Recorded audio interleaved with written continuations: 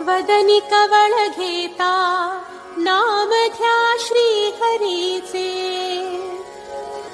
जीवन करी जीवित्वा अन्न हे पूर्ण ब्रह्म।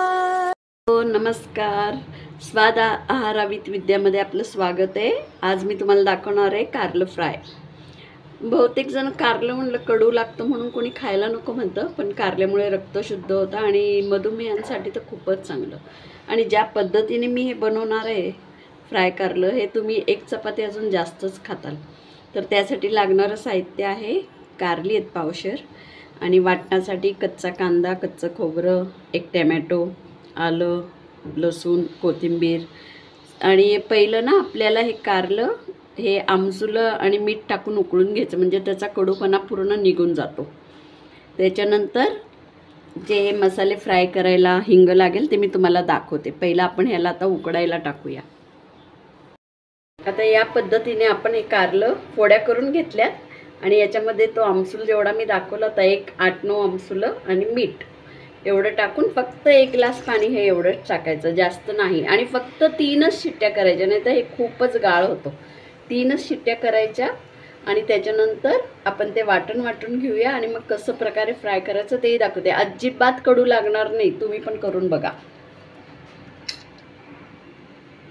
आता मी हे फ्राय करते कारलं, ह्याच्यासाठी आपण 2 पळ्या तेल टाकलेलं आहे ह्याच्यामध्ये। आणि ही कारली जी उकळायला टाकली होती ती आपण स्वच्छ करून घेतली। आता ह्याच्यात आपण प्रथम हिंग आणि हळद टाकणार आहोत। हळद, ह्यात जिरं मोहरी टाकायचं नाही आहे, हिंग आणि हा कढीपत्ता आहे। आणि नंतर ह्याच्यात हे कारले जे आपण स्वच्छ करून घेतलं हे फ्राय करायला टाकायचं। जरा गॅस मंद करायचा। हे याच्यासाठी करायचं की हे जरा कडक होतात ना, अजून टेस्ट लागते।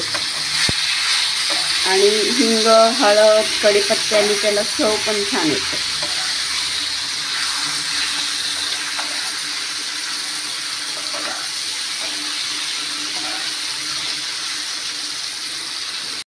तर आता हे थोडे असे फ्राय केलेत मी।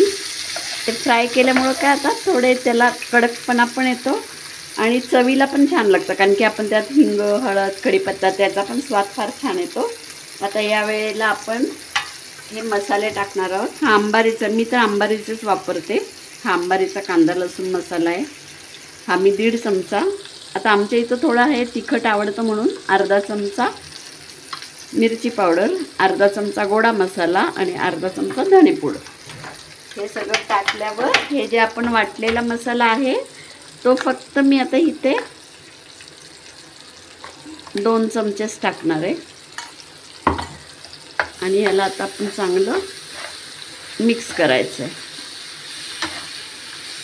आणि आपण उकळताना मीठ टाकलेलं आहे ना, म्हणून मीठ बेतानीच टाका। जर तुम्हाला जास्त आवडत असेल तर टाकू शकता, कोणाला जास्त मीठ लागतं, पण चवीपुरताच आता टाकायचं। तर मी एक अर्धा चमचा एवढं मीठ टाकलेलं आहे। आणि आता हे मंद ह्याच्यावरच मी सगळे मसाल्यांमध्ये ह्याला मिक्स करून घेते। तेल तेवढंच बास होतं, 2 पळ्या आपण त्याला फ्राय करून घेतो, त्यामुळे ते काही जास्त लागत नाही।